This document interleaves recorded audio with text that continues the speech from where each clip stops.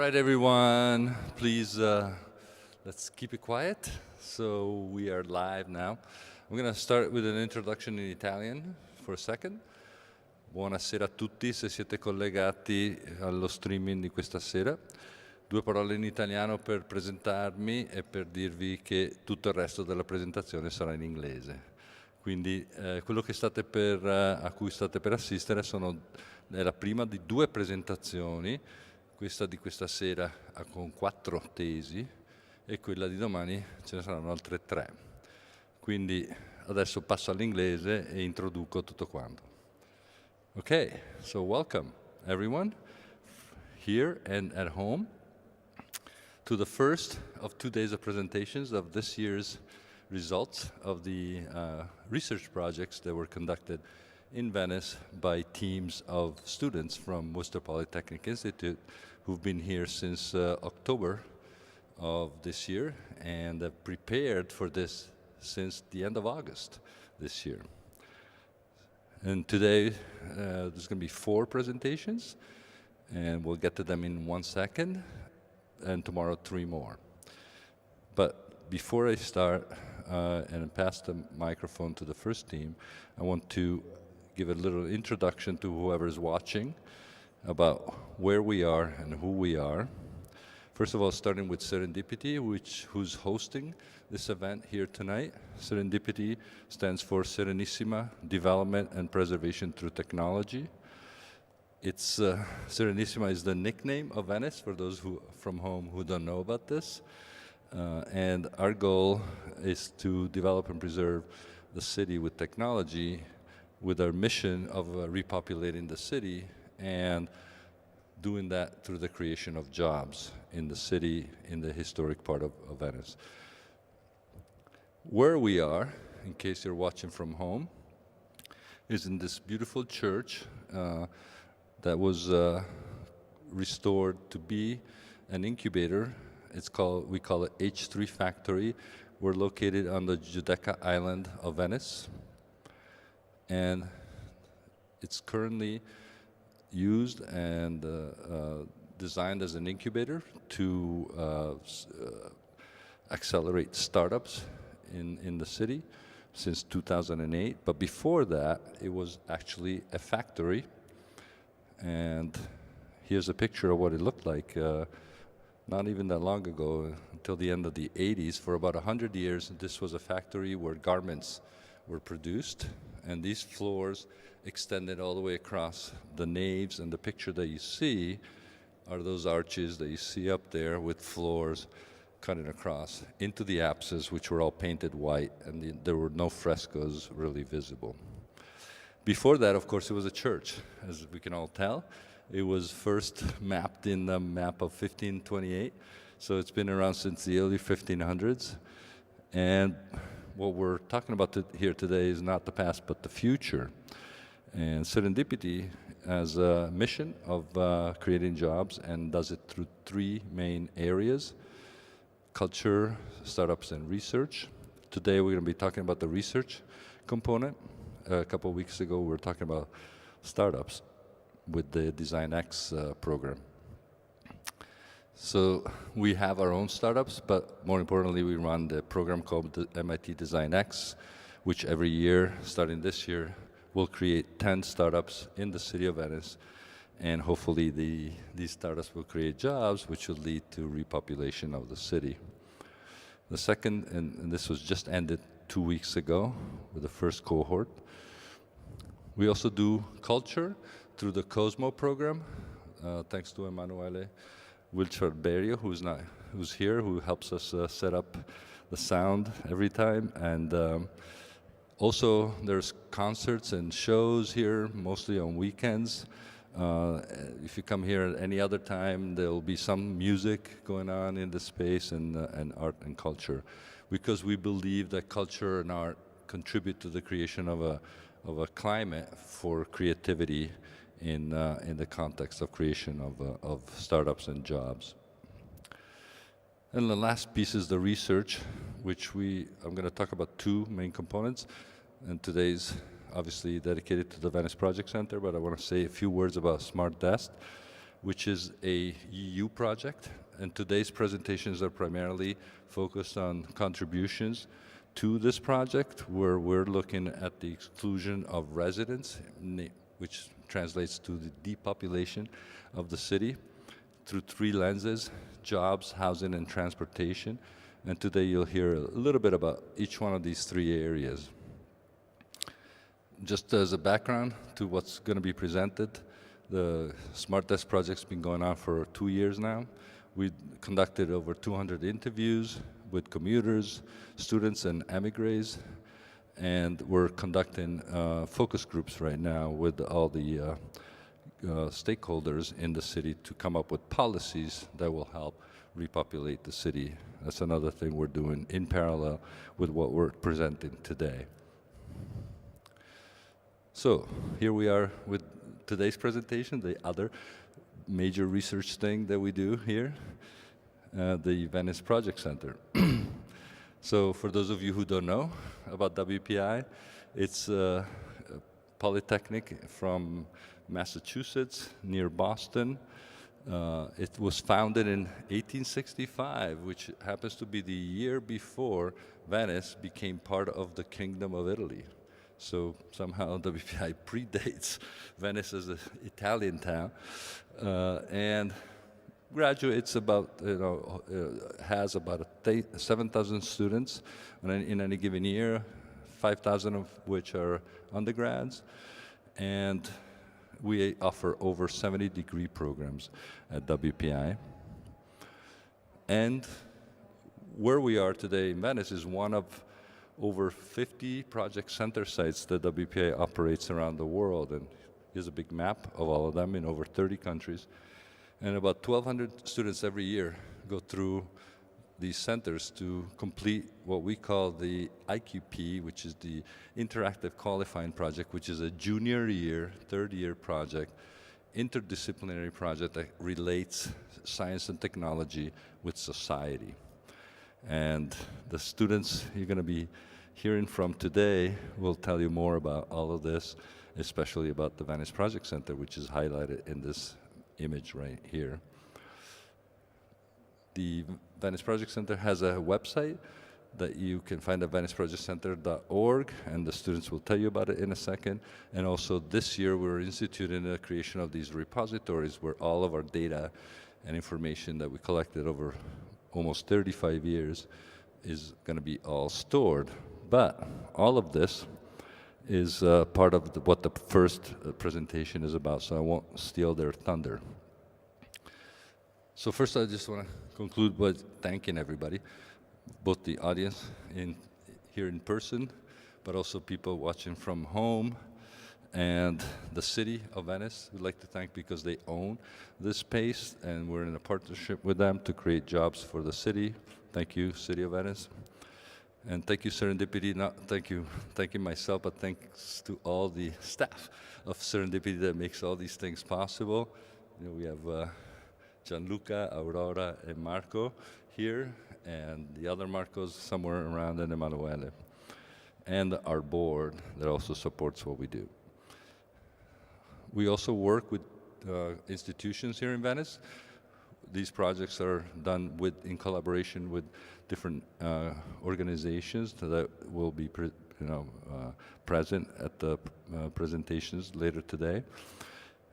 And I'd like to thank Lorraine for co-advising these sets of projects, these 25 students that were here this time around, completing 7 projects. Lots of work. Thank you, Lorraine, for working through all this with me.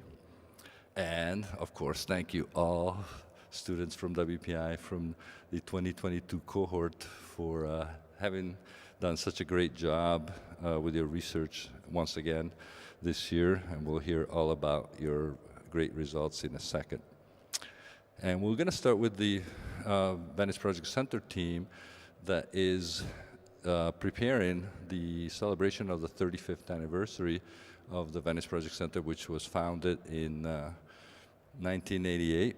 And without further ado, I think I'm going to pass the mic to the Venice Project Center 35th anniversary team, who will present what they've done to prepare for the celebrations of the anniversary. Thank you. Come on up. Thanks. Hi guys, we're the 35th anniversary team. I'm Liz, this is Matt, Oliver, and Anna. We are here to celebrate the 35 years of research at the Venice Project Center. First, as Fabio said, we just again want to give a brief background. It was founded in 1988. The main purpose was to leave Venice better than we know. Hi. Okay. So again, the Venice Project Center was founded in 1988. The purpose was to leave Venice better than we found it. Again, it is one of over 50 Worcester Polytechnic Institute project centers around the world. First, we just want to give some of the great accomplishments that the VPC has achieved in the past 35 years. We have done over 236 projects, which has created over 1 million data points. Over 800 students have worked on these projects in teams of 3 to 4 students. Each team works about 2,000 hours per project. And if we calculate that by the 236 projects we have done, we have worked over 450,000 hours of work. Next, we just want to kind of give an overview of how much the VPC has done with cutting-edge technology, since we know it's changed over the past 35 years. So in 1986, the first GIS was developed by MapInfo. This was before the VPC was founded, but as soon as the VPC was founded in 1988, they started using GIS with DOS.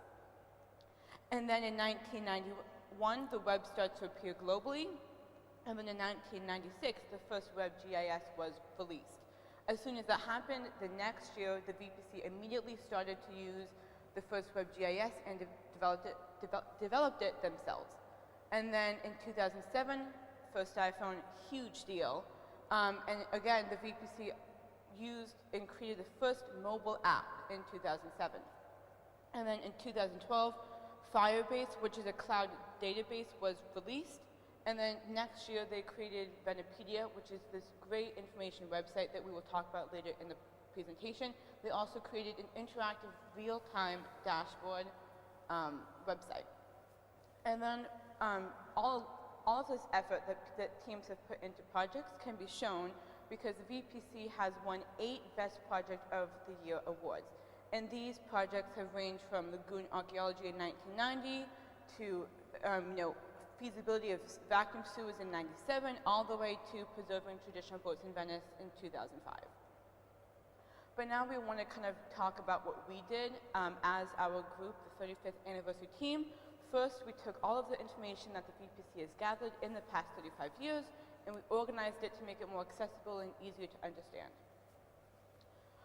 What we did is, again, we all know that the VPC has a great 3.0 website, which hosts a lot of the publications, the data, the reports, and projects that they have.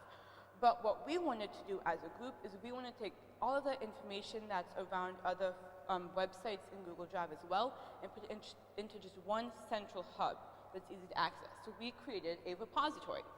Now, with this repository, we took all of the 236 projects and made categories and subcategories to make it easier to access and find a specific project, report, or data that you want. Also on this repository, we looked at a master spreadsheet. This has all of the 236 projects, all of their reports, along with authors and sponsors and other data that is there. Now we're going to talk about separating these projects. So today we're going to try to give you a little taste of all the different topics that the Venice Project Center has covered over the last 35 years. I'm going to start to go into some of them, and Matt's going to kind of finish for me. So we separated the projects that have been covered here into 6 main categories. We're going to go through each one of them, give you some examples of really good projects that have been done here, and go into a little bit of detail of why that matters. So first of all, we're going to start with science and technology. There have been 80 projects at the Venice Project Center in science and technology. It really is at the root of almost everything we've done here. As Liz kind of talked to us about, every single project that is done here uses cutting-edge technology. We are a Polytechnic Institute, of course, so every single student here is an engineer and is really trying to do their best to keep on the edge. So, as Liz already mentioned, we have gone from using MS-DOS to Windows to now the Windows 11. As our team has gone through the archives the last 35 years, we found many, many files using like Word 97 and very, very ancient applications that don't even run anymore. There have been so many different evolutions that this project center has made, and we just keep coming up with more and more innovative ways to collect data for Venice and try to kind of help that out. So let's talk about some of these projects. So there's 4 main categories we kind of broke down to talk about with science and technology. That's education, applications, instruments, and startups. Those are how many projects were done in each of these categories. And this is our great STEM team who we're going to hear from tomorrow. So first of all, education. This is a really good example, just to start, a interactive Venice. Now this was an application made primarily to try to get young people involved in a lot of the different topics the VPC is covering. So not only did they create online video games for younger children to try to get involved and cover some of the topics with Venice, but also they made public art installations and many other different things to try to bring awareness to a lot of the different issues that Venice is facing. Next, with applications, there's a project that kind of worked with Citizen Science, which is an international organization that tries to create projects to fight things like environmental disasters, try to help with socioeconomic distress in different cities around the world. This was an application designed to try to help other projects around the world with other students through citizen science and working with this organization to try to help, as you can see on here, the research quality and quantity that they're able to do, the literacy of the citizen scientific, and also kind of grow the community even further. The VPC is also renowned because it is actually developed quite a few instruments of its own, innovating different ways to collect data. So this is a picture we can see that, as you can tell, Fabio here is from quite a few years ago. This was a very interesting project on acid fog. They actually developed their own fog catcher in the city of Venice to try to collect atmospheric samples and test how fog actually erodes the different environments around the city. And this is the device that they created to actually do that. Finally, as Fabio kind of mentioned, this is a hub of startups. The VPC has been connected with many startups over the years, and just a couple years ago, we had a team that their primary goal was to try to help the startup process. They kind of built it down into these 4 categories: design thinking, lean user experience, agile development, and growth hacking. All of these things are trying to help benefit Venice as a whole and get even more of these different startups working, because the VPC is an organization of its own, but it has helped so many others start to help even more. Next, I'm going to talk about art and architecture real quick, which is, of course, such an important thing in the historic city of Venice. So first of all, let's talk about art itself. Very interesting project at the VPC was called Missing Venice. Now this was a project that focused primarily on artwork that we don't have data on in Venice. There's so much artwork all around the city that is either not cataloged, or if it is, we don't really know much about it. So there's a team that specifically created an application to try to track where different pieces of artwork were across the city over time, as well as to find more information on it. A lot of this information that they found, no other organization had before on this artwork in Venice. So this is really important stuff that this team was able to find that really hadn't beforehand. Next, architecture. There's a team just a couple years ago recently that worked on specifically these very historic archways that you will find all throughout Venice. These are called portals or portali. These are eroding throughout the city, and they're one of the pieces of public art that seems so integrated into the city that you might just walk by them, but many of them are eroding over time and need restoration. So being able to both document these as well as figure out the process to restore them is something that a lot of people have not been able to do before, and the Venice Project Center has started to really investigate. This is a good example of just a very, very tiny fraction of the public art cataloging that has been done throughout Venice from the VPC. I'm going to talk about this a little more in a second, but thousands of artifacts have been cataloged over the last 35 years from the VPC, and they've worked tirelessly not only to find what they are and where they are, but also their condition and how we might restore them for the future. I'm going to talk about that just a bit more in a minute. Bell towers. There are over 100 bell towers throughout the city of Venice, and as it is, a small fraction of those are still in use. The rest are either overlooked, they're damaged, they need to be restored. We cataloged, I believe, all 144 bells throughout the city of Venice. We can see a picture over here of us looking at one, and it is very crucial as, obviously they're very important to the history of Venice, and again, there's very little information that we have on it. On churches, there is an investigation that the VPC did into the artifacts in each church. As you can see, all of the churches in Venice were investigated, over 100 churches. I believe there's only 88 churches in Venice out of the 140 that are still in use. The rest have either been destroyed or really aren't accessible to the public anymore. There's many, many artifacts throughout these churches that really have just sat there unnoticed for such a long period of time. These are kind of some of the things that the VPC continuously tries to catalog over time. Next, museums. Of course, one of the historic places in Venice is the Doge Palace. In 1999, the VPC actually went and cataloged and made an informational system for the Doge Palace, taking pictures and cataloging all of the different artifacts within it. And if we look right here, this is actually the 1999 Windows 9X system that the VPC designed for it. The VPC has also done this for another museum in Venice. And as you can see, cutting edge stuff here from the late 90s that was kind of really integral to them being able to run as an institution. Finally, preservation. This is probably the most important part of the art and architecture that the VPC covers.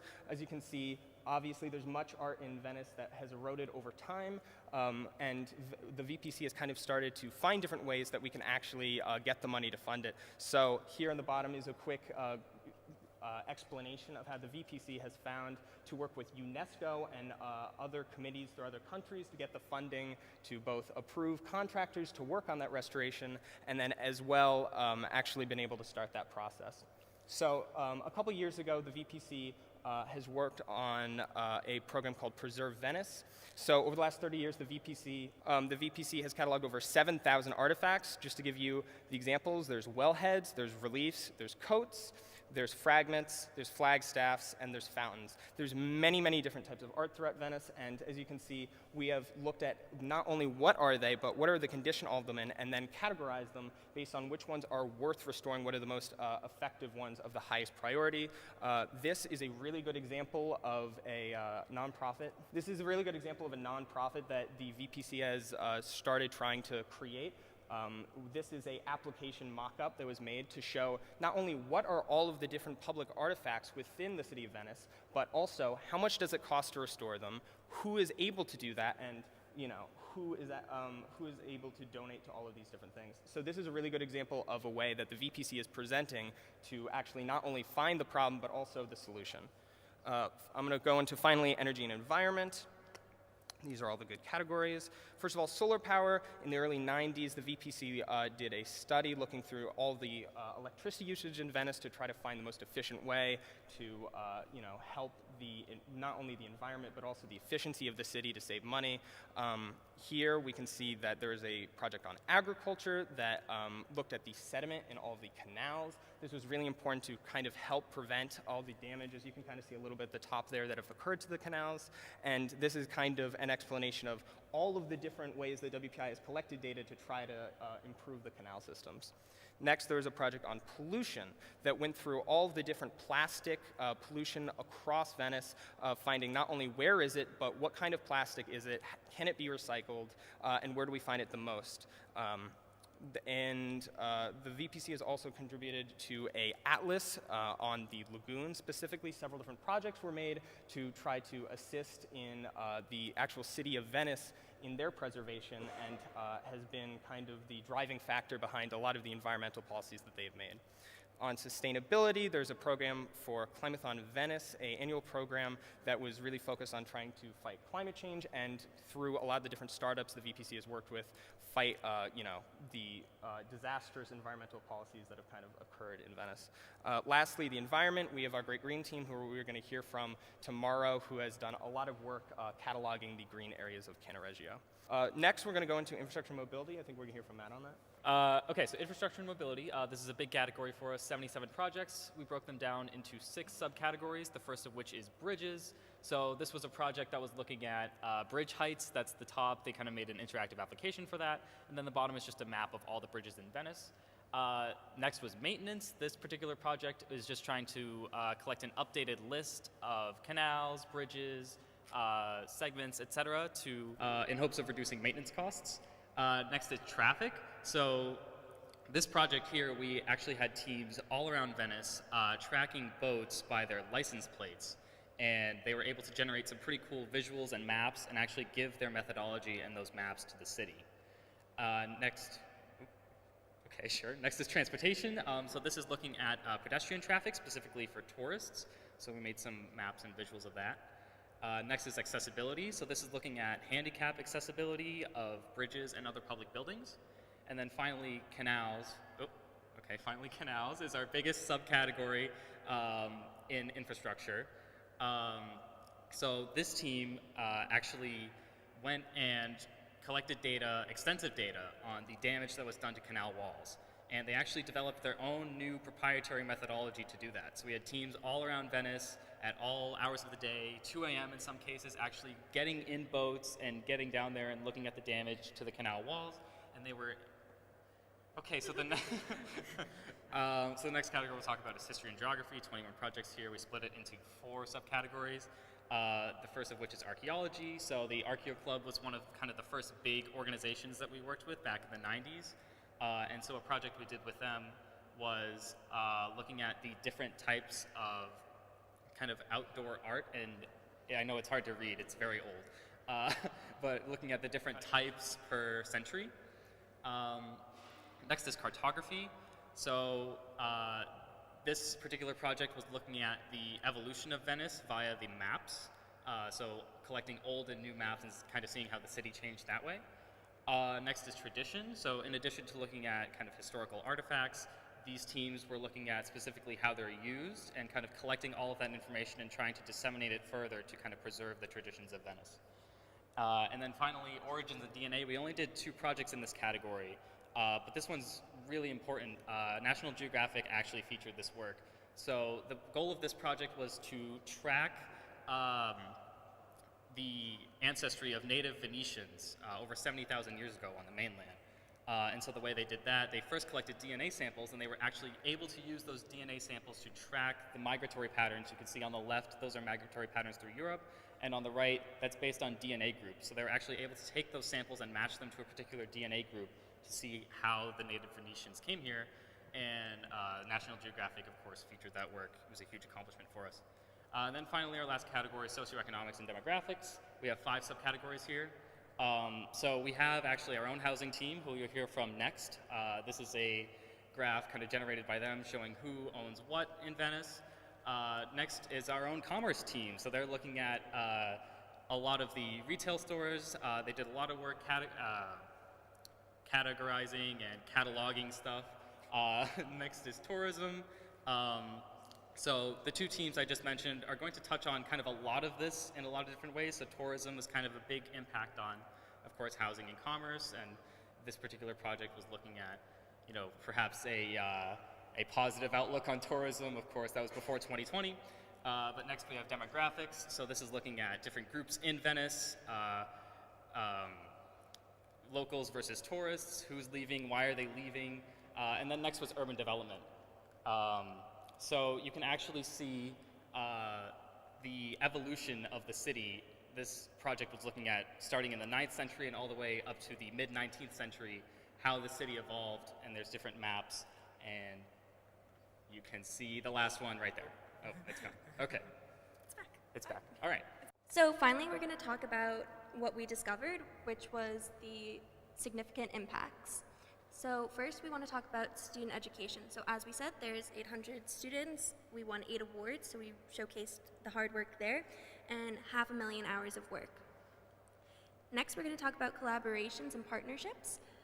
The VPC has had over 104 unique collaborators and 35 returning sponsors. These are just a few. You can see UNESCO, Serendipity, and Venice Calls is just a few of them. We also discovered impact category of media and publicity. So the VPC itself has had hundreds of media mentions and has also contributed to the creation of a book called Venice, the City of Canals. So here you can just see a few of the examples of the magazines we've been featured in. We've been featured in articles from BBC, National Geographic, and Wired. And then this is the book in Italian that the VPC helped contribute to. And then finally, scholarly research. So the VPC has had 155 citations from the staff or students and 20 non-project related reports produced. So as Matt mentioned, we've been cited in National Geographic. They used the maps that we created from one of our projects in one of their articles. So finally, we're going to talk about the plans for the future. So the first step of that plan is engaging media. So future teams will create infographics like this one created by the 2018 team. They will also create blog posts. So in 2018, a different project also did a social media campaign, VPC Impact Week. So each day they focused on a different important aspect of Venice. And then future teams will also create social media content that will go onto Vimeo, Facebook, Instagram, YouTube, because we have a lot of followers across those 4 different platforms. They will also create informational videos. So here you can see some of the interview and the interview setups that we've done with Professor Carrera, but future teams will also conduct interviews with city officials and Venetian residents, and they will create impact videos and research videos on specific themes such as canals or bridges. Finally, they will plan events and exhibits. So future teams will create photo mosaics like the ones created by a 2017 team. They will also create timelines. So here you can see on the right the pioneer team, the lagoon archaeology, so basically just anything really important in VPC history. And they will follow the format of the green timeline that you can see on the left. And then future teams will also plan celebrations. So on the right, you can see how the bell tower was set up for the 30th anniversary exhibition, and where the future teams are going to kind of follow that floor plan, along with kind of finding a new location perhaps, so that the displays can stay up longer, and they will also create invitations. Finally, future teams will update the web resources. So they will bring back Venepedia. We've touched upon that briefly, but Venepedia was a great way to learn about Venice. It had pages on anything you could think of in Venice. They will also create more tools like the 25th anniversary and 30th anniversary teams did. And they will reimagine the VPC website to make user accessibility more accessible. But this is just the beginning of celebrating the VPC's 35 years of accomplishments. We are only the first team, but there will be 4 other anniversary teams to follow. And thank you. Any questions or comments? So one has to ask the question, I understand that. You talked before about 2005, that there were many, let's say, awards before. What happened? What did happen after 2005? Because we are now 17 years ahead, maybe 18. So what happened in the last 17 years? So this was a bit... Well, unfortunately, before 2005, there were fewer project centers. So our project center completes at least 8 projects a year. And so there are at least 500 projects every year that happen. So it's kind of hard to win out of 500 people. Gets more competitive every year. Yeah. In the early days, we were the cool center, and then all these other centers came all over the world. We literally were the second center, the first in a non-English speaking country, so that's why. It explains some of it. All right. Okay, thank you very much, guys. So, as the next team comes up, 3 projects that you're about to see in a sequence are all 3 related to the Smart Test European Union project. And the first one you're going to hear about is about housing. Thank you for that introduction. All right. Hi, everybody. We're the WPI team of student researchers looking at housing as a factor of social exclusion. My name is Abby. I'm Joey. And I'm Eric. All right, and thank you all for your attention. As Fabio mentioned, we are working alongside the Smart Desk project this semester. We are contributing to this project. This project has 8 different case studies around Europe and the Mediterranean, and we are contributing to the Venice one, obviously. Venice case study is looking specifically at equality and diversity of jobs, quality and cost of housing, and speed and cost of transportation. And this project will specifically be looking at the quality and cost of housing. Our goal for this project is to verify and collect new and accurate data on Venetian housing trends and to publish our results in a central and accessible location. To do this, we looked at 4 different questions. Number 1, what are the types of housing in Venice? Number 2, what is the total stock? How many houses are there in Venice? Number 3, how much of this housing is available for residents? And number 4, of the available houses, what is affordable to them? So since the mid-20th century, the population of Venice has declined by 125,000 people. As you can see, in 1951, where it was at its peak at 175,000, now in 2022, it's dropped just below 50,000. So there should be plenty of housing, right? However, housing is often blamed for the depopulation of this once great city. There are various different activist organizations throughout the city, such as OCHO or ASC Venezia, that are trying to address this issue and make it publicly known. So, what are the different types of housing within Venice? So with our housing breakdown, we discovered 3 main categories: primary homes, second homes, and institutional homes. It should be noted that all dwellings in Venice are owned by someone and all have different uses. Beginning with primary homes.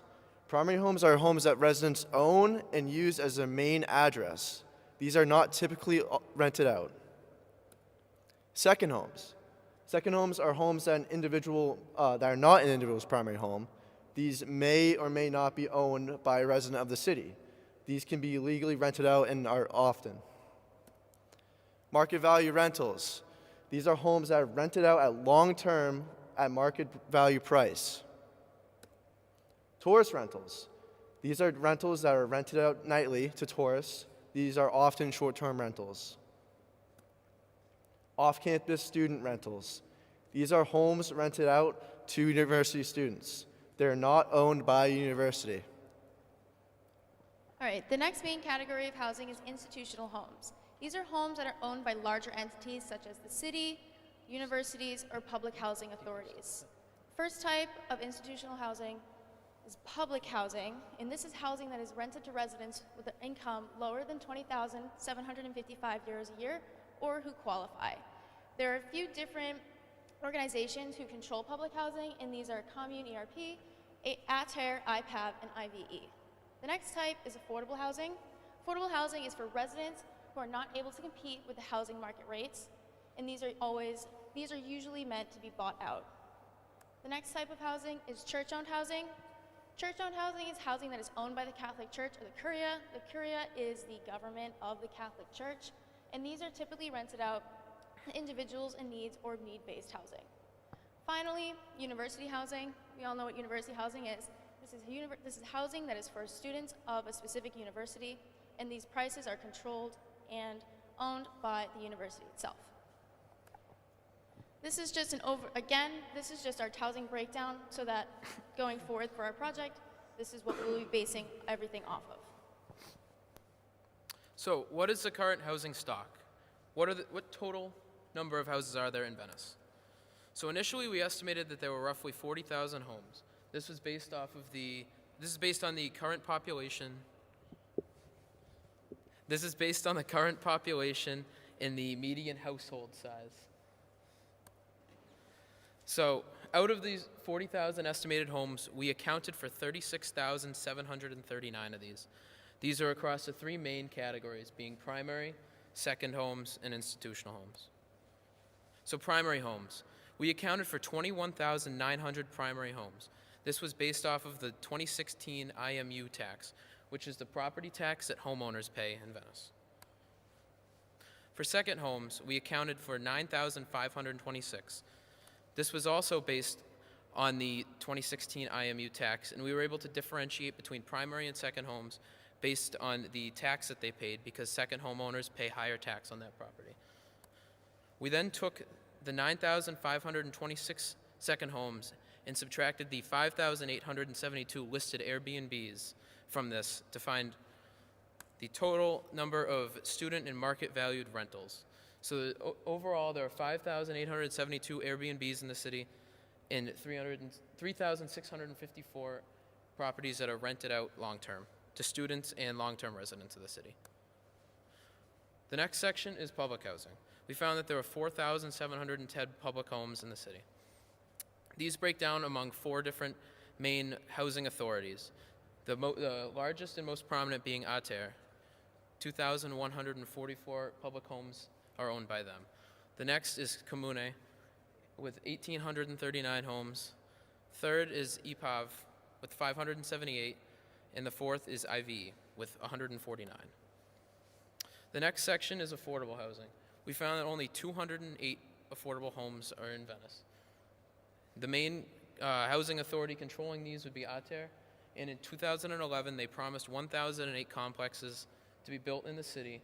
However, since then, 11 years later, we only have 208. The next up is church housing. There's 365 church housing facilities in Venice.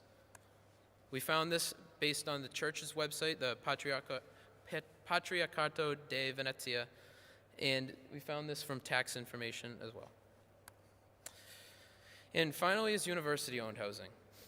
We found that the University Ca' Foscari owns 8 dormitory-style living facilities throughout the city, and that they house roughly 1,185 students. So this is the total housing breakdown for the city. All of these make up the 36,739 homes that we were able to account for out of the initially estimated 40,000. So, what housing is currently available to residents? Out of the total stock, we have accounted for 22,000 homes that can be owned by residents currently. This is 60% of the current housing stock in Venice. Immobiliare lists almost 1,500 homes currently for sale. Now, these are homes that could be bought tomorrow if you can meet the prices. We have found that there are 8,364 rentals available to residents as of today. This is made up of church housing, public housing, and then student and market rentals. Public requires a salary of less than $20,755, or if you can qualify for what they require. So that would be out of the picture for an everyday Venetian. Immobiliare lists 124 rentals that could be rented out as of tomorrow. So there are 3,654 rentable homes for middle-income Venetians.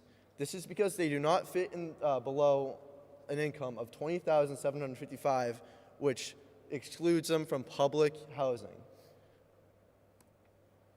5,872 potential homes for residents are currently used by tourists. These tourist rentals can become market rentals if they came back. So what number of these available homes are actually affordable to Venetians? So we found from Immobiliare, out of the 1,500 homes listed, that the median price of these homes was 450,000 euros a year, ranging from 70,000 euros to 6.5 million euros. The median area of these homes was 100 meters squared. The median number of rooms was 4, and 20% of the homes are found under 300 euros as of November 24th, 2022. So based on the median income of 28,000 euros, we found that per month it would be 2,333 euros. It is commonly known that you should designate 1/3 of your total income to housing.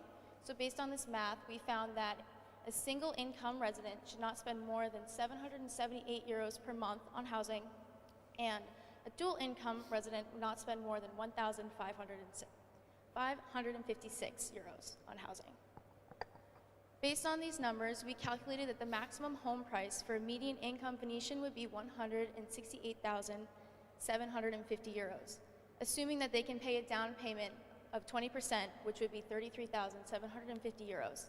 Of the homes listed on Immobiliare, there was 32 listings that were below this price as of November 24th.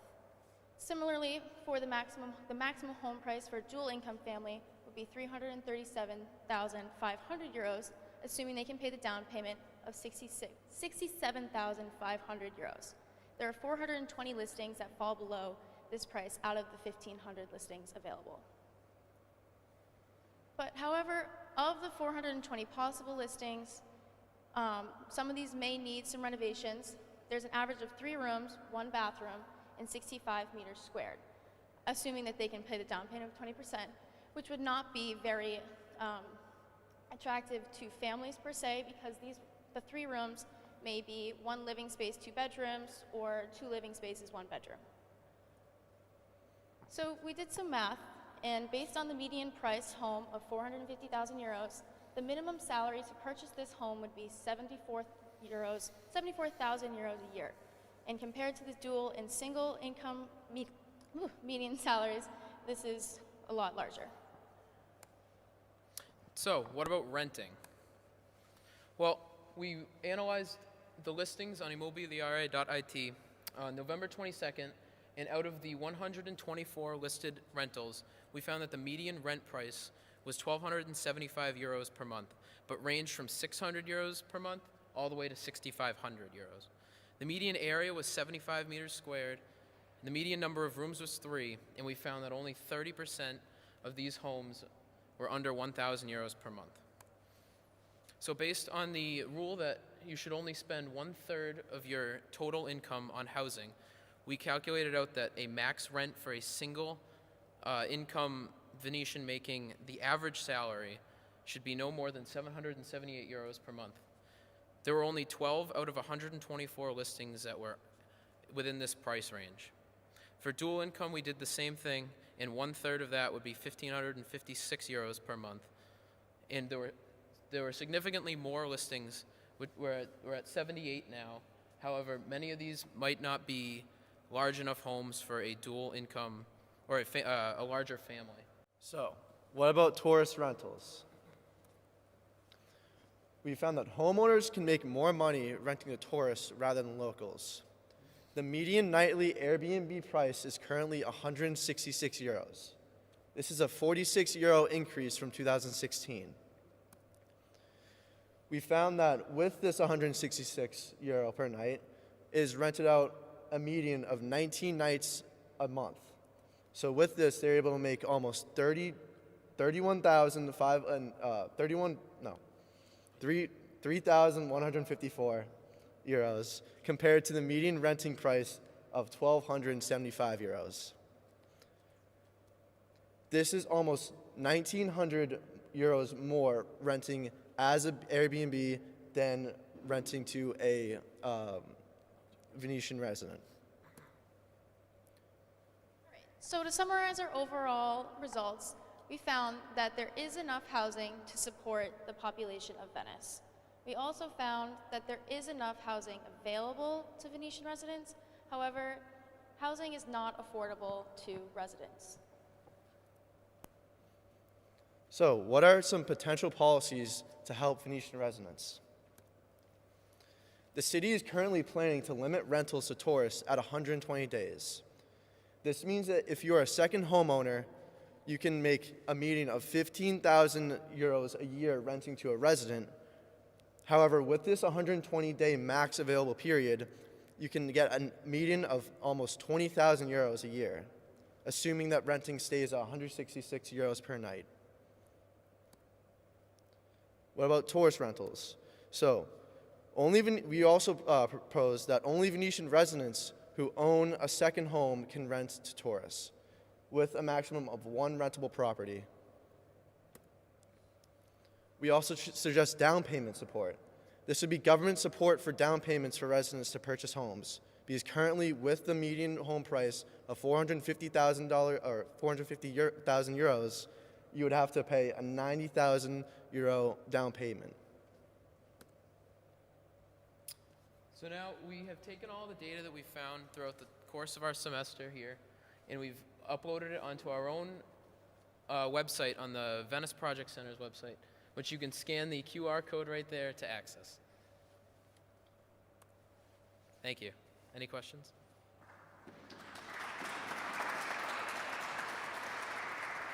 Questions or comments? I just want to point out that the last couple of days you didn't quite say, but there were recommendations that you have Yes. when the Rialto Bridge showed up. That wasn't actually policies that exist. That's what they're recommending. We have some people here who are from the housing world. Matilda is here. I don't know if Matilda wants to ask any questions. She's not paying attention. She's distracted. Any questions or comments from anybody else? So the next team is going to present the work that we've done on the shops and stores of Venice. Hello and welcome to our presentation. This presentation is Commerce as an Indicator of Social Exclusion in Venice. My name is Patrick Daly. I'm Cody Robinson. And I'm Deepti Gosukunda. So this is in partnership with two different projects. One is Smart Test, which is a European research initiative exploring relationships between mobility, tourism, commerce, and housing in many major cities, as well as Serendipity, a Venice benefit corporation looking to combat repopulation in Venice. So this right here is the Ponte del Giocattoli, or the Bridge of Toys. This bridge is in Cannaregio, and his name was coined due to a toy store that existed right here for almost 150 years. On any given day, the bridge would be lined with toys and games, and as such, Venetians came to love the store for decades. Unfortunately, in 2007, this store closed, and the only thing that remains is a little duck that overlooks the bridge. This pattern can be seen all throughout Venice, and as such, tourism is often blamed for store closures. While this does seem plausible, there are many other factors that could contribute to store closures. One such example, Venice has been losing residents since its peak of 175,000 people in 1951, down below 50,000 in August of this year. Including this, there are many other factors that could influence store closures and other general commerce trends in Venice. And so WPI began the Commerce Project in 2004 in order to further investigate the relationship between tourism and commerce. For 9 different years, the student research teams collected shop data all throughout Venice in different areas every year, with 2004 having collected the most store data until this year. So in order to collect a store's information, WPI teams recorded 4 different attributes for each store.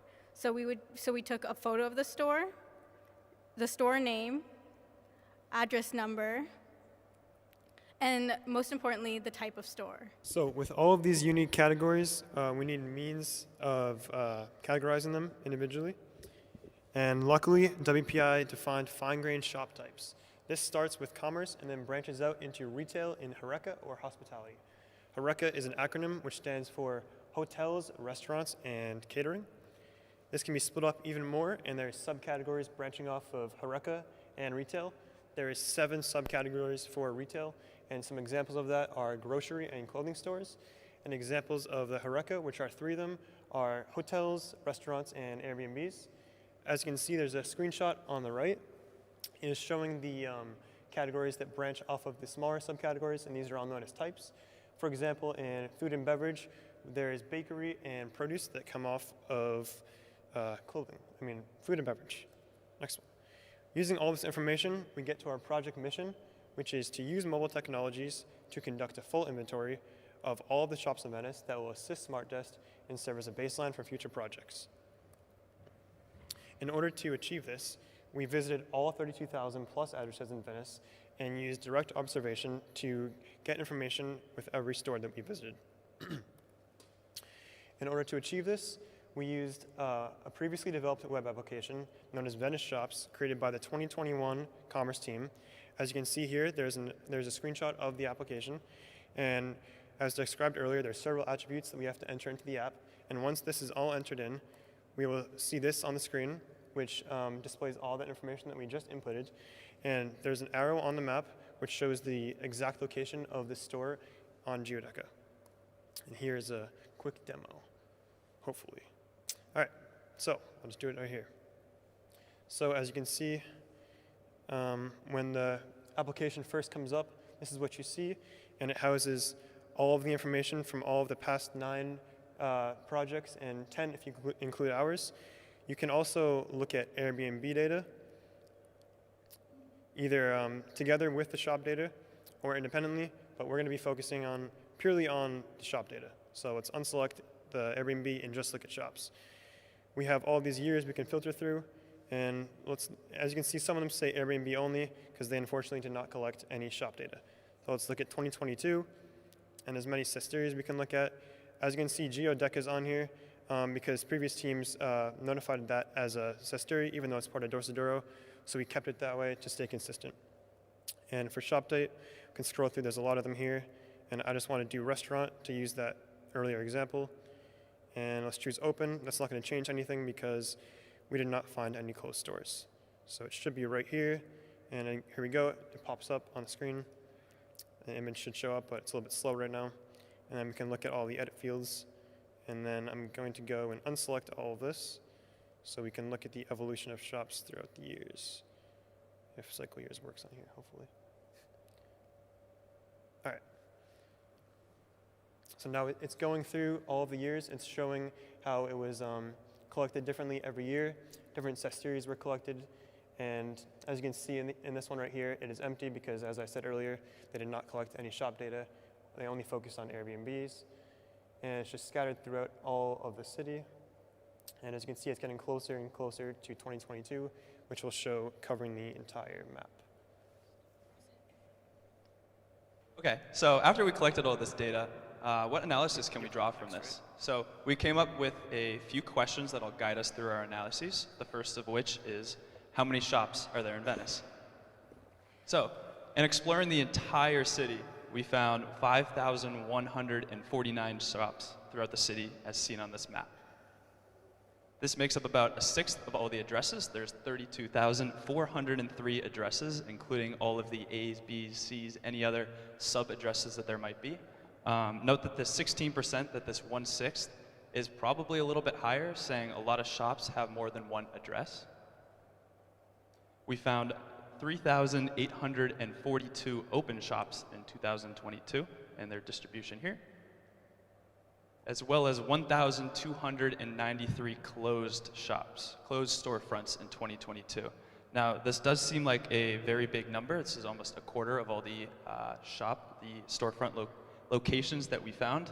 However, do consider that a lot of these shops have been closed since 2004. This is in Dorsa Duro number 1767, and it's been closed since 2004, where we first collected data, all the way up until now. A lot of these locations have also turned into residencies, so a lot of them cannot be shops anymore because there's someone's house right now. How many shops of each type are there in Venice? So earlier, when Deepti and Cody were talking about breaking down shops into different categories and then further into different types, this is a graph of all of the different types and then all of the shops that we found in 2022. And we found that this data closely follows what's known as Pareto's principle, which states that in many cases, 80% of the effects come from 20% of the causes. So in this context, it would mean that 20% of commercial shop types have 80% of all shops in Venice. And we find that to be pretty true. 76% of total shops fall into the top 20%, into the top 24 categories. If we zoom into that top 20%, we find that a lot of the top 24 shop types and most of the top 5 types actually seem to primarily cater towards tourists. In fact, the top category of restaurants accounts for 10.5% of businesses in all of Venice, we found. And now looking at the tail end of the shop types, we found that there are 5 shop types with only 1 store. Further looking into those types, we saw they were all residential stores. And it should also be noted that out of these stores, it seems like some of them could be very important to residents, such as a light store. All right, so this brings us the question, who are the target customers for these shops? So currently in the app, we can categorize shops with 3 different categories or target customers for individual types. So it can be tourist, mixed, or resident, and mixed is just a combination of tourist or resident. And we found there was 3,842 open shops, and shops 501 are resident, 904 are tourist, and 2,437 are mixed. We can see that there's almost twice as many tourist shops as resident shops. However, if we look at the gray side of the donut chart, see that there is almost 63% mixed. However, this is not entirely true, as mixed can be either mostly resident or mostly tourist. So in order to look further into the mixed category, we can see that the mixed categorization is currently limited. We tried to find definitive types for tourist and resident, such as souvenirs and hotels for tourists, and veterinarian and furniture for resident. However, the rest of the categories all fall into the mixed category, which is very broad, and it's hard to gather analysis from this data. So what we need in the future is a more nuanced sliding scale. This introduces two more categories, mostly tourist and mostly resident. Examples of mostly tourist include candy and bars, and examples of mostly resident include banks and pharmacy. So the current application can be seen on the left, and in the future, we propose that there should be 5 categories, as discussed in the last slide, which introduce mostly tourist and mostly resident. For an example, if you look at movie theater, it's currently mixed, and if we use the future iteration, we can change it to mostly resident to be more accurate. Keep in mind that all of this stuff is simply a proposal and a mock-up, and this is not the current app that we are using. So, adding on to that, the next version of the app will also have individual store categorization. So it will pop up with this, for example, Old Wild West restaurant, and towards the bottom you can see that it says tourist, and if you hit the plus button, this pop-up will appear. And you can either do the type categorization, which was shown in the previous slide. We can also do individual categorization for this individual restaurant itself, which is based towards tourists. So now let's look at how shops have changed over time since 2004. So looking at data that was only collected in both 2004 and now, we found that 125 stores that was closed in 2004 reopened in 2022. And out of these stores, we found that the top 3 shop types that they changed to were restaurant, souvenirs, and art. And these are we found to be mostly tourist shops. And now going back to our previous question where we showed all of the shop types and looking at the tail end of the stores of what the shops we collected, in comparison to what 2004 collected, we found that there are 7 stores in danger of disappearing. On top of this, we find that there's a limited variety in certain types of stores, such as furniture and movies. And in order to get the needs and services that these stores provide, and also including variety, they would have to go to the mainland. Although, keep in mind, this might not be capable for everyone with Venice's aging population. And also, in fact, we found out that one of the leather repair stores that we collected is in fact closing, which is very sad to hear, but at the same time, we also learned that there is a similar store like it soon to open. So while not all these stores not all stores like this might not be disappearing, that might not be the case for all residential stores. And so now let's look at the shop types from 2004 to 2022.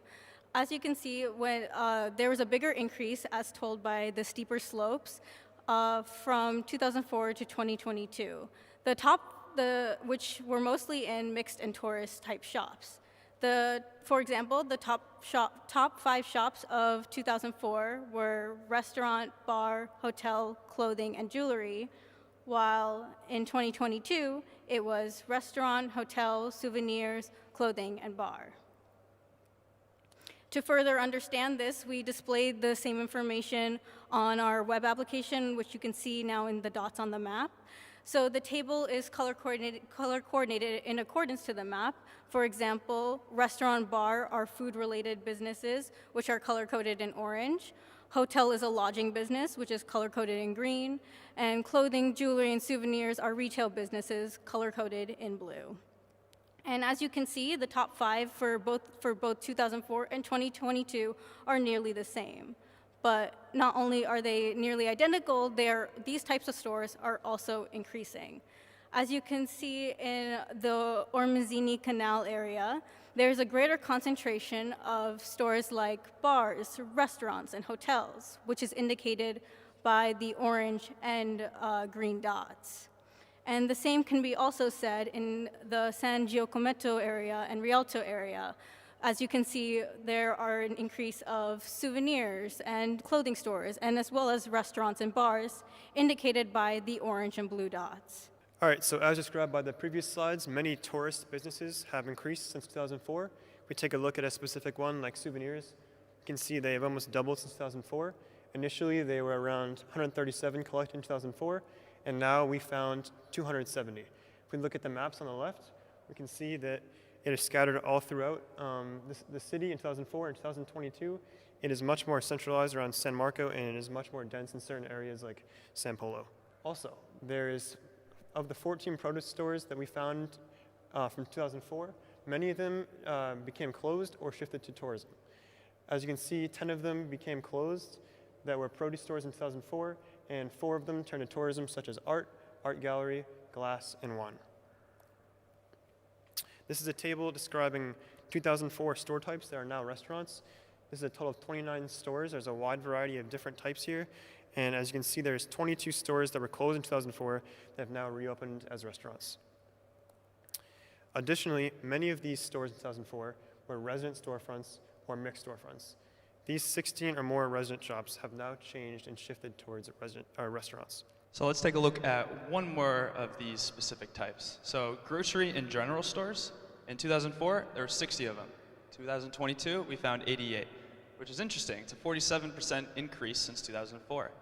But I said earlier that the residents have been decreasing this entire time. And general and grocery stores are pretty resident-oriented. So what's happening here? We decided to take a look at one thing that has been increasing, which is short-term rentals. So we took the Airbnb data in our application in 2013, put it side by side with the 2004 general and grocery store image around the Rialto Bridge in that area. And comparing this to 2022, you can see a correlation here between short-term rentals increasing and general and grocery stores increasing. Keep in mind, there's a lot in canals and water here, and that's because Airbnb doesn't give out specific addresses for security and privacy regions, but there definitely is some correlation here. To tie everything that we've been talking about together, generally, tourist stores are increasing, and on the contrary, resident stores are closing or in danger of disappearing. While tourism isn't going anywhere, a lot of resident stores or a lot of residents' needs are going to be found on the mainland. If they are here, they'd have to travel many bridges and travel further distances, and when they do, it lacks variety at most times. If you want to see any other information about any of our analyses that we did in this, we made a repository website along with the other groups that stores all of our analyses from our project and our presentation, as well as any other commerce information from past and present projects. And thank you very much for listening to our presentation. Are there any questions? All right, come on. At least the questions. There must be something interesting in what you're seeing here. What do you think? Anything trigger any comments? So thank you very much. It was very interesting to see your analysis and presentation. And I was wondering if you have any kind of solutions, or you have some result and conclusion across some potential risk related to Venice, and I don't know, any consideration about what you see and what you expect to see in the future based on the analysis of the data. Okay, yeah, so for our project I guess the general point of the project was to get a baseline of the city so that for future projects, they can base off all of those stores going forward so they can kind of have more detailed analyses. So we didn't cover too much into what can be done. We were just generally seeing the patterns of there are more tourists coming in, but it isn't the tourists that are pushing residents out per se. That there's still resident stores, that there's still some of these things, but it's getting harder and harder to come by. It's not tourism per se pushing the residents out. So we didn't have a ton of recommendations going forward, but we hope that this information will help to sort of take this information and start running with it. I have a question maybe that is concerning a bit your project. Thank you very much also from my side, and maybe the project before. So did you ask yourself the question, because we see actually here that the tourism is so important to the city, but there's absolutely no effect between tourism and income of the residents, because we would say, okay, if there are so many people, and I was here in summer, and the city there are millions of people, so it's overcrowded, totally overcrowded. So there is absolutely no effect that you saw in your, let's say, analysis, that there is a good effect for the income of people that are still residents here? Because we would say, you know, I work in a restaurant that is working well. So why should you have only low income if this restaurant is making a lot of money? So this is simply the question now. No? Maybe it's a bit, let's say, between project and the last, but is there any answer? Well, I guess the previous team maybe answered the question better than this, because they were looking at actual incomes. Yeah, again, we don't have like numbers on, you know, specific money amounts and whatnot, but we were kind of looking at and seeing a lot of these more tourist-oriented stores are becoming jobs that have lower incomes. It's from people out of the city that are coming in to run these stores. They're more chain-oriented. They have lower incomes for those jobs. So that's sort of the pattern that we started to see emerging, although we would need, you know, more information to look further into that.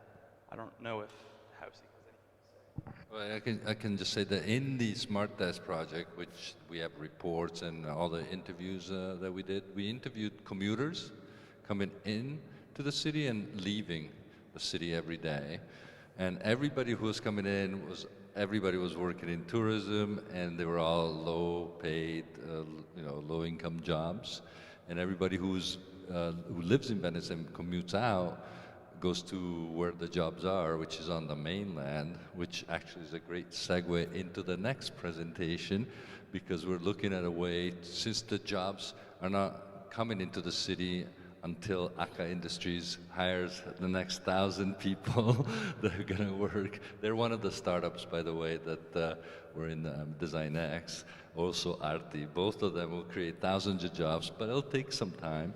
So in the meantime, the next team looked at maybe bringing the jobs that are there on the mainland closer to Venice through faster transportation, which is the next. That's why the Smart Desk has all these three components together. So, without further ado, let's bring in the next team. Thank you, guys. Hello, everybody. So we are the mobility team, and we are exploring urban transportation as a factor in social exclusion and what the future of urban mobility might look like for Venice. I'm Emma. I'm Tyler. I'm Raul. So just like the two projects that just presented before us, we are contributing to the Smart Desk project, which is EU funded. And the Smart Desk project is looking to identify social exclusions due to over-tourism in 8 different case study cities across the EU, including, of course, Venice. There we go. And we are working with Serendipity, which is doing the Venice case study. And specifically, we're looking at the speed and cost of transportation in Venice. So just some background information that's really vital for introducing the problem we're exploring. The population of Venice has decreased by 125,000 since 1951, which was the peak of the population. And so the Smart Desk project completed 56 interviews with residents who have migrated out of Venice, and found that the primary reason for leaving Venice was for school, and the primary reason for staying away once they left was because of work, because of the job availability. However, most of these emigres would love to return to Venice one day. And they cited jobs as the primary reason for what would have to change before they would decide to return to Venice. So the residents who are currently living in Venice, who did not emigrate out, are mostly working, or the ones who work outside of Venice in these higher paying jobs. A lot of the fields here are not tourism related at all, and they're higher paying than the tourism jobs you can find in the historic city. And most of these commuters are really not traveling very far onto the mainland for their work. We'll see shortly that most of these locations are about 30 minutes from the train station in the historic city of Venice, or even 10 to 15 minutes from it. So anything highlighted in gray on this map, you can reach within 30 minutes from the train station in the historic city of Venice, Santa Lucia. And so we can see that these locations are the ones represented in the previous graph. People are really not traveling very far on the mainland because it takes so long to even get to the mainland. And so what if there was a future where we could get people to the train station faster, get people onto the mainland faster, and maybe within a 1-hour commute, you could reach all of these areas on the mainland. There'd be a lot more jobs available for commuter residents of the historic city. And so throughout this presentation, we're going to present 3 parts. We're going to show how Venice has adapted its transportation system over time throughout history. We're going to show that even though it has adapted a lot, there are still limitations and problems today. And we're going to look at what some possibility for the future might look like. So Venice has evolved a lot since its founding, but most of the major changes that have appeared are kind of scrunched up towards the end. But ever since its founding in the 5th century, it's been evolving as much as it can with limitations of technology. So specifically in the from around the 500 to the 19th century, most of the changes that have happened have just been like groundwork for the future changes that will appear. Firstly, rowboats have been around since the founding of Venice, so much so that Cassiodorus, a monk and writer under the king of the Ostrogoths at the time, wrote in a letter speaking about how the Venetians tie up their boats like horses to the walls of their houses. So one of the most commonly seen boats in Venice is the gondolas. They were introduced in 1093 because they were a skinnier, less long, and just more easily maneuverable boat that could be used in the canals to reduce traffic time and speed up the kind of process of moving between the city, which was becoming an issue with so many boats in the water. Traghetti were also used. They were used to travel from the mainland to anywhere in Venice. Really, one known stop is from Mestre all the way to Murano, which is interesting and is kind of amazing how people could fit in that small boat for that such a long time. But the main traghetti stops that we know today didn't really appear until the 13th century, and they were used to cross the Grand Canal. Horses have also been around since the beginning, but they're less commonly used because there's not many places. But Venice used to have horse infrastructure. Campo means like field in Italian, and so horses would eat in the fields and then, or like go to the bathroom in the fields, and that's where they would keep them. And then, but around kind of the beginning of the 12th century, Venice was starting to add canal walls and kind of cobblestone pathways and stone bridges, and so horses couldn't easily get in and out of the water and couldn't easily walk on the cobblestone paths. So they kind of began to lose their value in a way. This is the first stone bridge in Venice. It's right next to the Doge's Palace. The Rialto was the first dry connection over the Grand Canal, originally called Ponte Moneta, which literally translates to Bridge of Money. It was a toll bridge, and cost the same as using a traghetti, because at the time, it was the same kind of process. If you wanted to cross the canal, you had to pay. It was also a drawbridge to allow sailboats to go through the Grand Canal. And then in the 1400s, horses were banned from Venice, leaving only boats and bridges to be used. The Rialto being one of them, smaller bridges as well, and then the gondolas were a big part of that. And so that brings us up to the fall of the Venetian Republic, which happened in 1797, and then Venice became put under Austrian control. And 40 years later, we get our first kind of big evolution, which is connecting Venice to the mainland with the train bridge. in 1840. That train bridge was used to speed up the process of getting goods and people to the mainland, so everything's trying to get faster, get more modernized. And also with the kind of speeding up of the Venetian transportation system, you have steamboats that are introduced to kind of the city's landscape. This is the Regina Margherita, which is the first steamboat to be put into the Venetian Canal. It's French-made, along with its sister boat. The first two were French-made, and then the last 6 of the first 8 kind of steamboats in the canal were kind of bought together. And they were under a French company until AC&I took over as kind of the main public transportation system, making routes and making stops, making it faster, more modernized. AC&I eventually led to AC&IL, which eventually became the ACTV. A car bridge was also built in 1933, right alongside the train bridge. The car bridge goes to Piazzola Roma, as we know, and was constructed to allow cars to come. And this car bridge was built 60 years after the first patent of a car. So Venice, for a while, did a really good job when 40 years after the first train, there was a train bridge. 50 years after the first steamboat, there were steamboats in Venice. 60 years after the first cars in Venice. Venice did a really good job of keeping up with technology up until underground subways. And with cars, you need parking.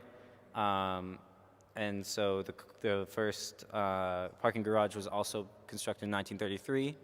And then the Rio Nuovo, which was constructed or was dug out to connect Piazzola Roma to kind of the tourism hub, to allow better and easier access to that area and more easily to allow the flow of traffic to flow more easily. Diesel boats were introduced in 1934. This is the Hippopotamo, originally known as Annabella Foscari. She was one of 7 boats that were introduced, and they were under the AC&I control and used on those in those kind of routes. And then in the 1960s, circular routes were added, as well as numbered lines. So the number 1 used to be called the Canal Grande line, but they changed it to number 1 around this time. And they also made circular lines, so it's evolving, it's becoming a more modernized system, and it's speeding up.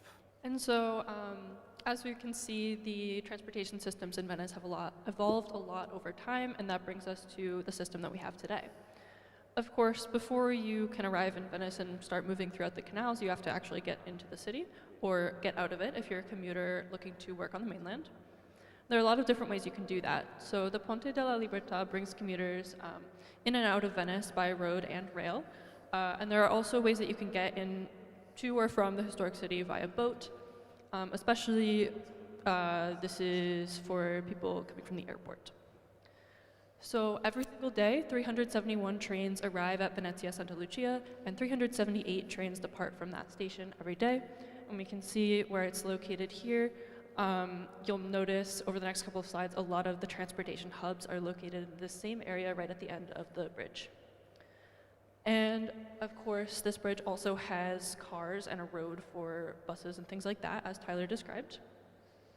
So we see many different bus companies in the Venice area and in the Eastern Veneto region, including ACTV, which Tyler just mentioned, and we'll hear more about soon, as well as ATVO. Many of them have bus routes with termini at Piazzola Roma, which is located right next to the train station here. And there's also a tram line that does end in Piazzola Roma. Most of these stations are on the mainland in the Mestre and Marghera area, which is where we saw earlier a lot of the commuters who live in the historic city but work on the mainland are working in Mestre and Marghera. However, in 2015, they did add a stop at Piazzola Roma, which is in that same area that we've seen the other transportation hubs. And the People Mover really takes advantage of the fact that all of these transportation hubs are in the same location.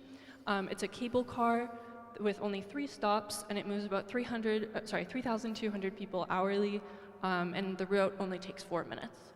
So it stops at Tronchetto, where a lot of the parking is located, the Maritime Station, and Piazzale Roma. And as I just mentioned, parking, of course, there is a lot of it because people can drive across the bridge and park at the historic city. So there are about 8,200 parking spots available in the historic city. There's also a large garage on the other side of the bridge on the mainland, but of course that's less convenient if you're trying to access the historic city of Venice.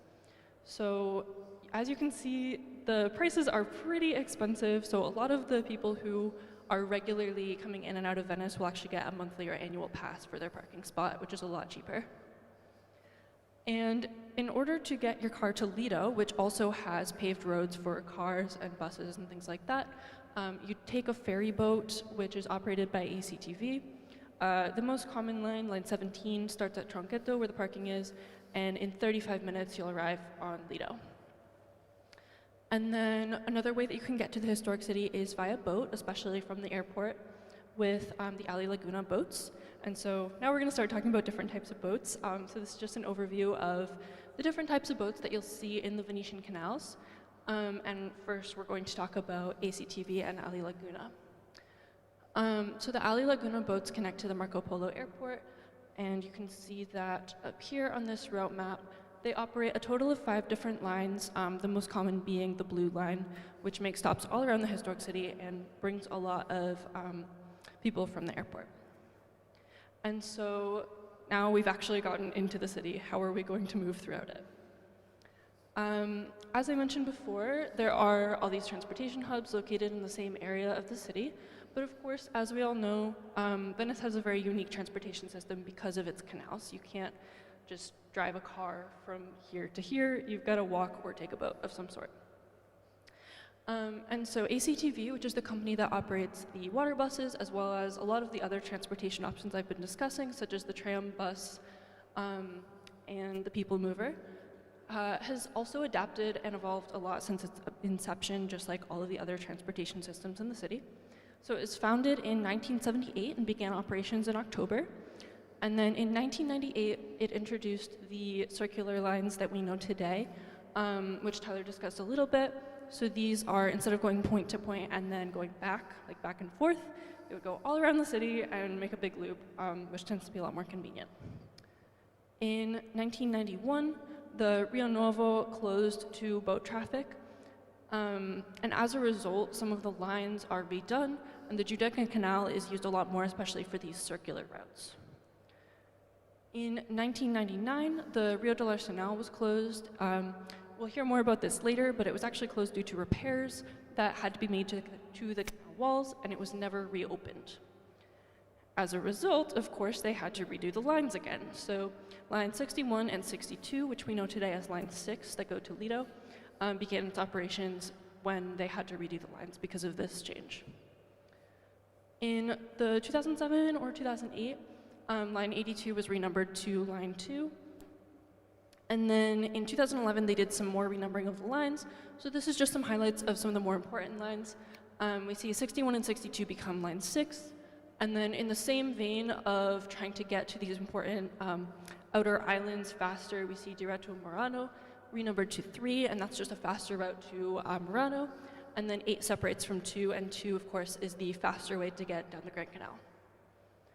And so this is the full route map of ACTV, so we can see that it does a pretty good job of connecting a lot of the major points in the historic city.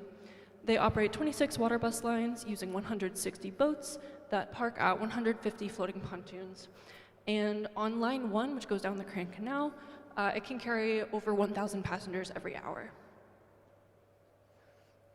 The ACTV operates a couple of different types of boats as water buses. There are 2 that are used most commonly that I'm sure we've all used before. The first is the Vaporetto, which is used on lines 1, 2, 7, 13, and the night lines, and those can carry over 200 passengers at once. It'd be pretty cramped, but it's possible. And then the motoscafi are used on some of these more circular lines, and they're used on the lines where the boat has to cross underneath a shorter bridge, so you can visually see that the motoscafo is shorter than the Vaporetto. And so these boats can only carry 150 passengers. Private water taxis are another type of boat that you'll see a lot in the historic city of Venice.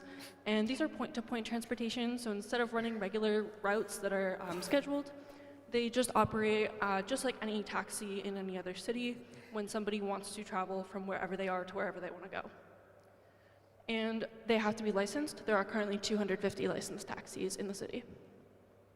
And I'll pass it up to Raul now. As the demand of the tourism and the need for the resident, cargo accounts for the 36% of cargo traffic.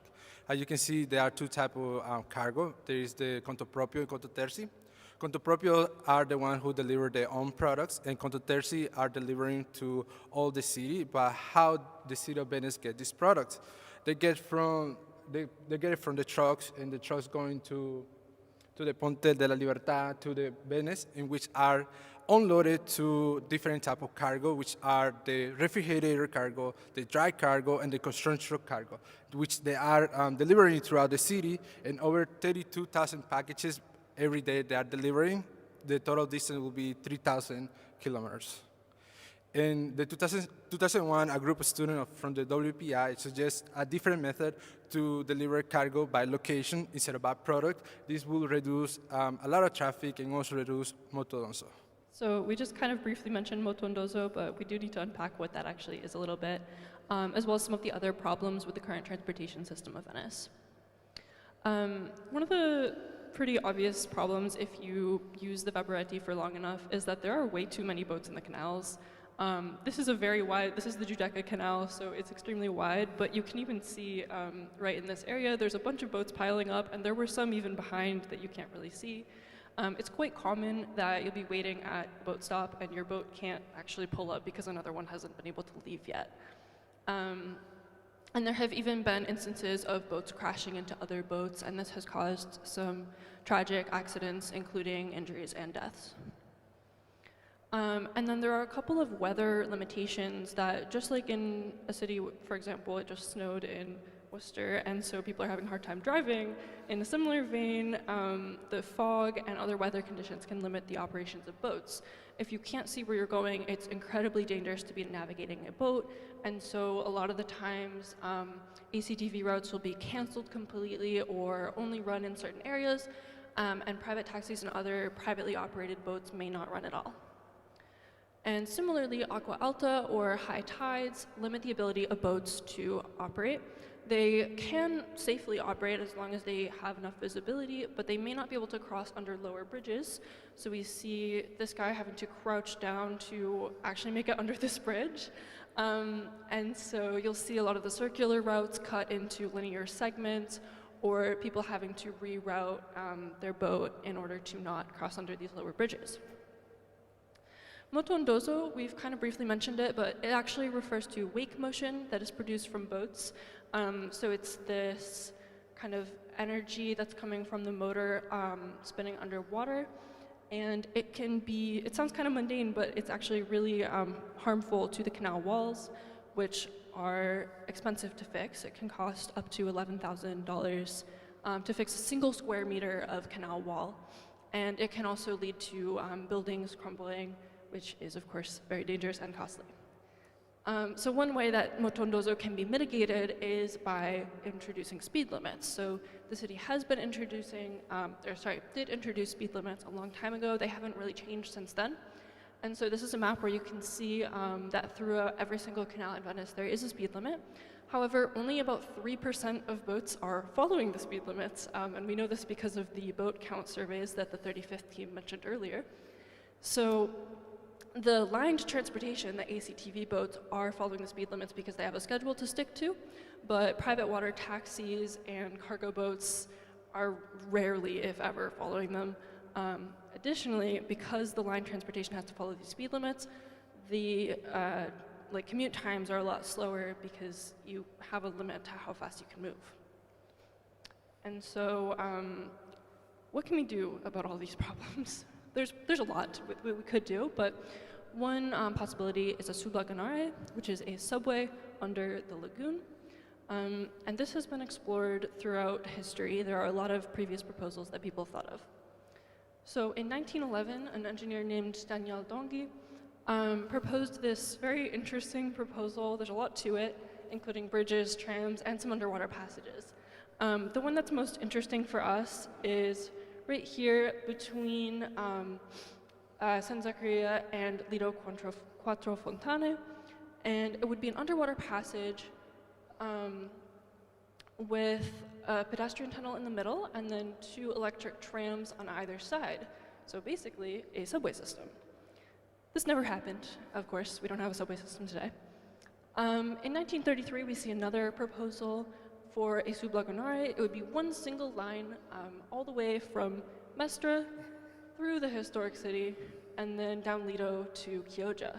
So quite a long route, of course. This also never happened. In 1959, this one's a little different. They thought, okay, we have cars now. Why don't we bring cars into the historic city of Venice? So they wanted to build a highway down the bridge and then an underground highway for cars to drive through that would have all gone down Fondamente Nove and all the way to Punta Sabbioni. But of course, we do not have this today. In 1990, so we're getting to pretty recent history now, there's a proposal to create a people mover, was the name of it, but it would have been 2 lines of tram, and at one point in the historic city in this area, it would have gone underground and become a sublagunare. There are 3 stops here that are at the transportation hubs, and a lot of the stops on the mainland are where we see people commuting to today, so it really followed the kind of population center patterns that we know of. And of course did not happen in reality. In 2005, yet another proposal that did not happen yet. There was a proposal from the mayor of Venice to implement a sublagunare, and again, it would have focused on the historic city being connected to areas of the mainland, and this time it was actually the airport area and Tessera. There were also a couple of stops in Murano, and of course, this was not implemented. We do not have a subway system today. In 2017, another group of WPI student researchers expanded on this 2005 proposal, and they created their own subway proposal that was an extension of the one from 2005.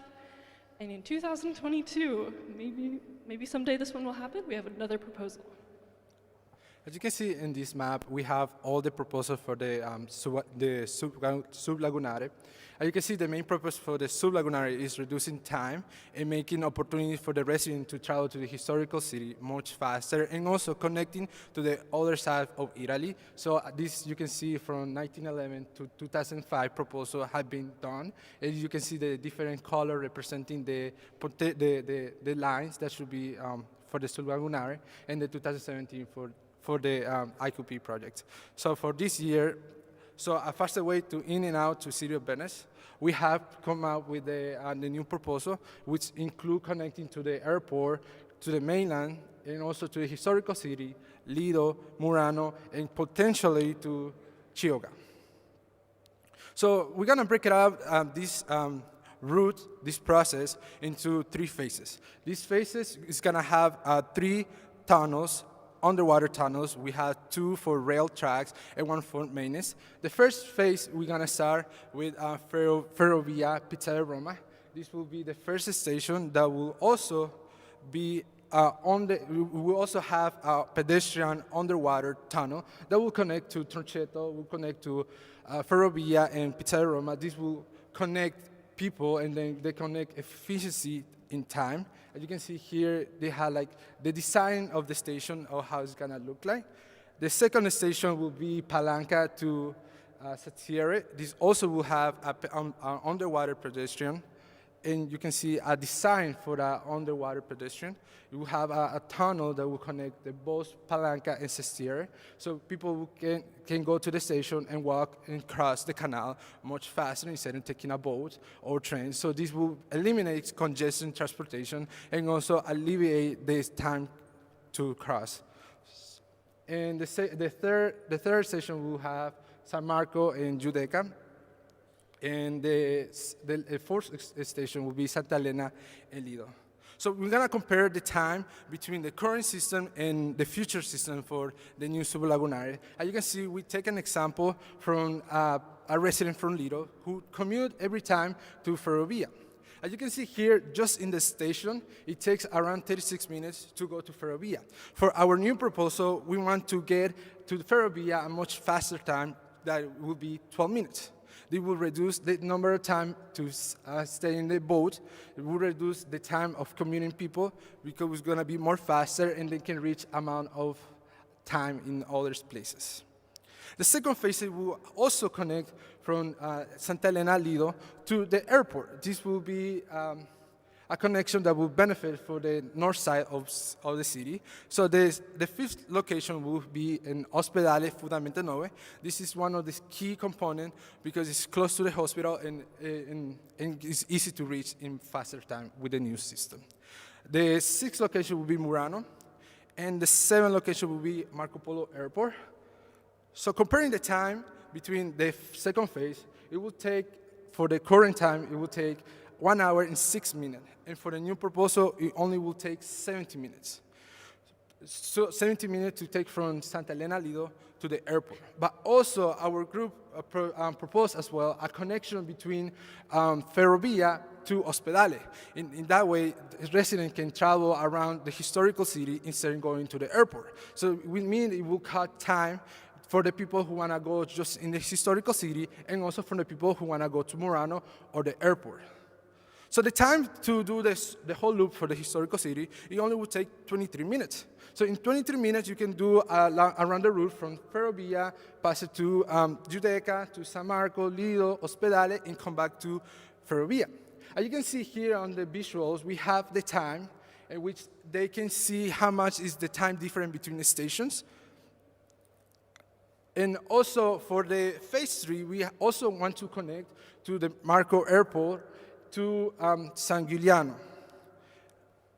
This station is one of the most important parts because on San Giuliano has a parking in which the residents, in which tourists, in which the commuters can leave the park there and take the train. We also alleviate congestion for the bridge and also congestion for the parking spot because some of the time the parking spot is full of limit and they have a lot of congestion in the bridge. So we want to eliminate congestion transportation by creating this stop and make the people park there as well. So for the commuting time from San Giuliano to Piazza Roma, it will take around 32 minutes. And for the fastest time, it would take, for the new Sublagunare proposal, it would take just 6 minutes from San Giuliano to Ferrovia. And so San Giuliano to airport, it also takes 6 minutes. So, okay, there we go.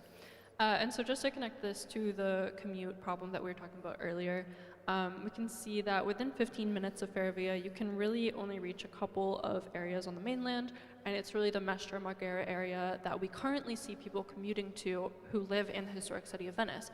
And that's because it can take people up to 45 minutes or even maybe longer from some areas in southern Lido to even get to the train station. So unless you want your commute to be more than an hour, you're not going to commute very far onto the mainland. Some Venetians live closer to the train station, and so they might commute to areas such as Padova or Treviso that are 30 minutes away. So everything highlighted on this map you can reach within 30 minutes of the train station. And then if we could get commuters to the Ferrovia or Piazzale Roma area faster, say in 15 minutes or less, as with Raul's proposal, then within a 1 hour commute, they have 45 more minutes to actually move on the mainland. And so within 45 minutes from Santa Lucia, you can reach any of these areas. So we see whole new cities popping up on this map, such as Vicenza, most of Padova, and Treviso, and even cities north of Treviso. And some people, of course, are okay with a little bit of a longer commute than 1 hour, maybe an hour and a half. And so we just wanted to show that within 1 hour from Santa Lucia or Ferrovia, you can actually reach all of the areas highlighted on this map. So if we can get commuters to the mainland even faster, they'll be able to reach way more job opportunities and have better economic growth. So how are we going to build this underwater subway?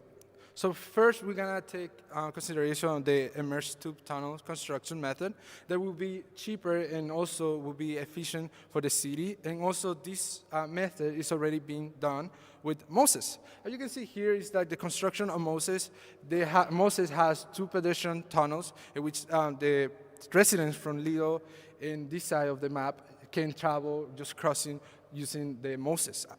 So we using this Moses to take in consideration for our proposals to build the immersed tunnel.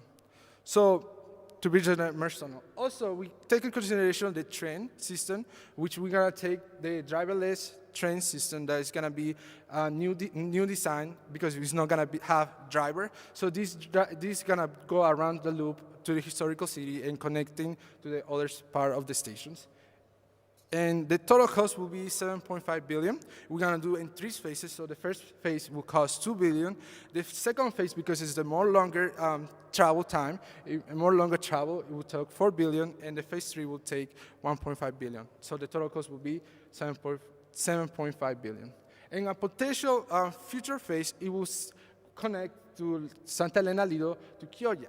This will provide more efficient, more opportunity for the people who live in Chioggia to get to the Venezia, to the historical city much faster. And the time to take for Chioggia to Santa Elena and Lido, it will take only 15 minutes. So the benefit to having a sublagunare is we're gonna reduce the job, we're gonna expanding the job market for Venetian, we're reducing motodonso, we're reducing congestion in canals, and ability to work in any weather condition 24 hours in 7 days. So like the 2 groups that just presented before us, we've created a repository with a lot of information on the history of the Venetian transportation system, the current state of it in 2022, and what a sublagunare might be able to do for Venice in the future. So thank you so much. This is a link to our team website and how you can contact us, and if there are any questions, we'd be happy to take them.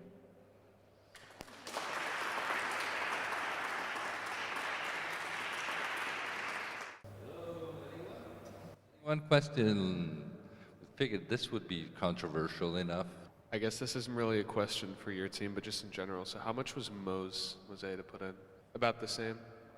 So is that like, this might be a hard question to answer, but is that budget for that transportation system within like the budget of the city? Is that like, are they able to do something like that? So we are not in contact with the City of Venice government, and so we do not know about their budget or what kind of tax situation they're looking at. We're just presenting this as a proposal that those stakeholders and those decision makers can take what they want from it, and they can decide the sort of financial details. Good question, Josh. It is true, it's about the same amount as Mose, and Mose is considered to be very expensive and controversial because of that, so the likelihood of this happening anytime soon is not huge, but maybe some wealthy sheik from Saudi Arabia might donate it to us or something. All right, any other comments or questions before we stop the streaming and proceed to the celebrations of the first night? Any questions?